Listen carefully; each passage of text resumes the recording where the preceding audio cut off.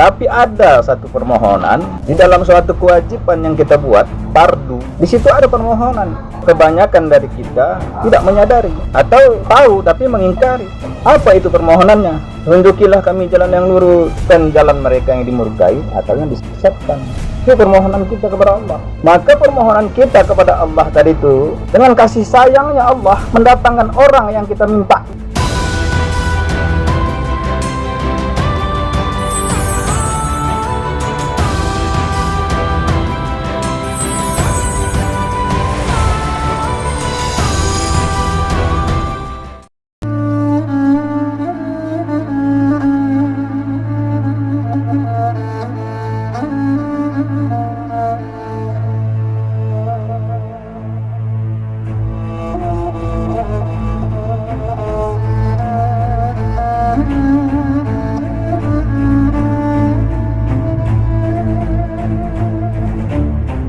Assalamualaikum warahmatullahi wabarakatuh. Selamat pagi, selamat sejahtera, selamat beraktivitas dalam menjalankan kegiatan sehari-hari. Mudah-mudahan Allah berikan kesehatan, kemudahan, keselamatan kepada saudara-saudaraku dimanapun berada. Dalam kesempatan pagi hari ini saya ingin menyampaikan satu ayat di surah Al-An'am ayat 134. Bismillahirrahmanirrahim. Innama tu'aduna la'atiu wa ma antum bimu'ajizin. Sadaqallahul azim.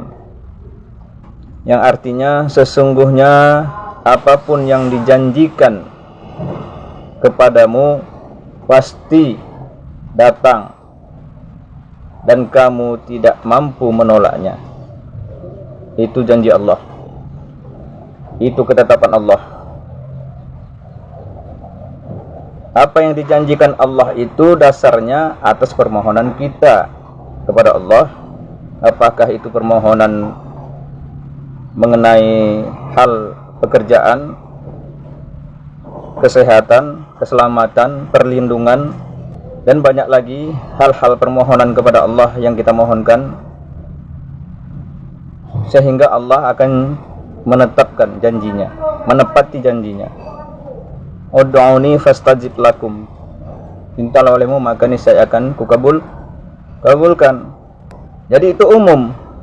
Segala permohonan, beribu jutaan permohonan, baik itu makhluk yang namanya manusia, hewan, tumbuhan, langit, bumi, dan segala apa yang ada seisinya ini, itu bermohon kepada Allah dengan cara-caranya mereka masing-masing. Dan semua itu akan diperkenankan Allah. Dan siapapun tak bisa menolak itu. Enggak bisa. Itu sudah wajar. Itu sudah umum. Tapi ada satu permohonan di dalam kebaikan yang kita buat. Di dalam suatu kewajiban yang kita buat, amal kewajiban, fardu, di situ ada permohonan. Yang permohonan inilah yang kebanyakan dari kita tidak menyadari, lalai gitu, atau tahu tapi mengingkari. Apa itu permohonannya? Permohonan itu ialah di dalam fardu yang kita buat, sholat fardu, baik itu isya, maghrib, isya, subuh, asar, zuhur, itu yang wajibnya. Di situ ada permohonan kita. Apa permohonannya itu? Ihdinas siratal mustaqim. Tunjukilah kami jalan yang lurus. Itu dia permohonannya. Siratal ladzina an'amta 'alaihim ghairil maghdubi 'alaihim waladdallin. Diaminkan oleh seluruh makmum tadi. Kalau jika bersolat berjamaah. Tunjukilah kami jalan yang lurus, jalan orang-orang yang engkau beri nikmat kepada mereka. bukan jalan mereka yang dimurkai atau yang disesatkan. Itu permohonan kita kepada Allah.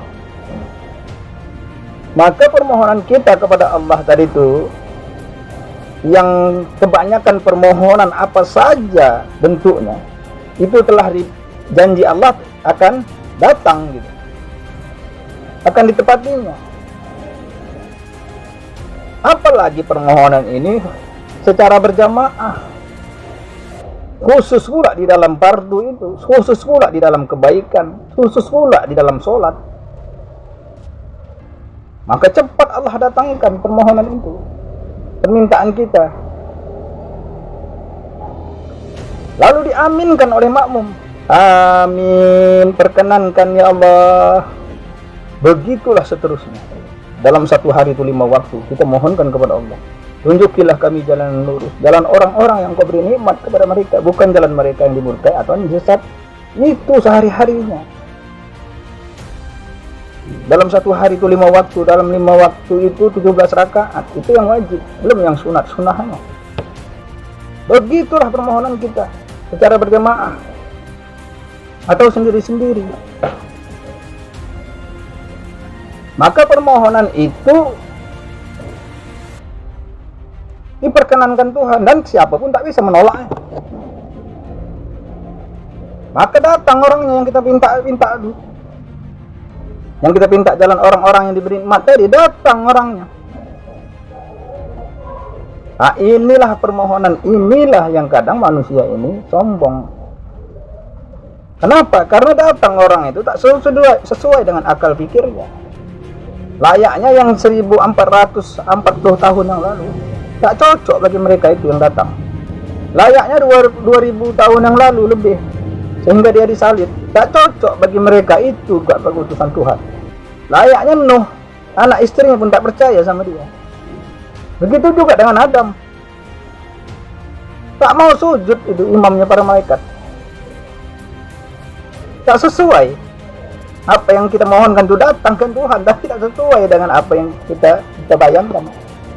Mungkin tak dari mana-mana kita menganggap orang-orang itu yang datang, yang kita minta itu. Entah yang dari mana kita inginkan itu orang.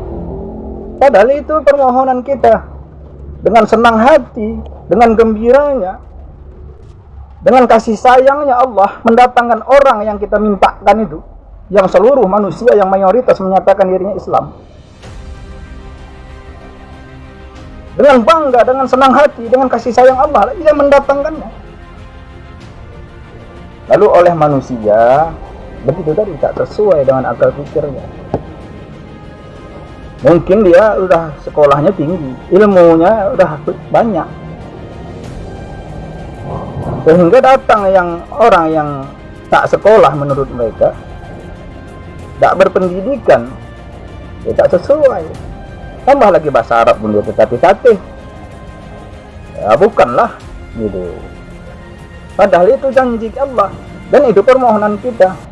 Nah, maka satu ayat tadi itu sesungguhnya apapun kalimatnya dijanjikan kepadamu, kepada kita nih, pasti datang. Dan kamu tidak mampu menolaknya, nggak mampu menolaknya, karena itu ketetapan Allah. Dan itu permintaan kita. Maka setelah kita pinta, datangkan Allah orangnya. Kita tak terima. Jadi tak menerima siapa kira-kira? Tak menerima, tak bersyukur atas apa yang kita mohonkan kepada Allah ketika Allah mendatangkan. Inilah orang yang tak bersyukur, inilah orang yang kufur nikmat. Inilah orang yang meninggikan dirinya, sombong dengan apa yang ada pada dirinya, amal ibadah yang selama ini dibuatnya, ilmu yang didapatnya dari mana-mana, sehingga profesor bidang agama, tuan kiai namanya, syekh namanya, ustadz namanya, gelarnya, sehingga datang orang yang tak sesuai dengan mereka, ya mereka tak menolak, tak mau. Datang pun nanti kepada mereka tuh orang yang berilmu, juga mereka tentang dengan debat-debat dengan ilmunya. Beginilah manusia, lampaui batas. Sombong kepada Tuhannya, angkuh kepada Tuhan. Tuhan yang mendatangkan ilmu kepadanya, yang seujung kuku, setetes air. Ilmu Allah tadi tak habis-habis. tapi sombong. Nah, tak sesuai akal pikirnya. Nah, ini tanpa kita sadari. Inilah keadaan manusia yang sekarang ini lalai. Sekiranya kita hidup di masa 1440 tahun yang lalu, hidup kita di masa 2000 tahun yang lalu, hidup di masa itu, terus di masa-masa itu, maka kita pun menolak kedatangannya itu. Menolak, kenapa? Tak sesuai juga dengan akal pikir kita. Nah, jadi wahai saudara-saudaraku, satu ayat ini dapat saya sampaikan, yang wasiat ini mudah-mudahan menjadi manfaat bagi kita semua, bagi seluruh alam. Assalamualaikum warahmatullahi wabarakatuh.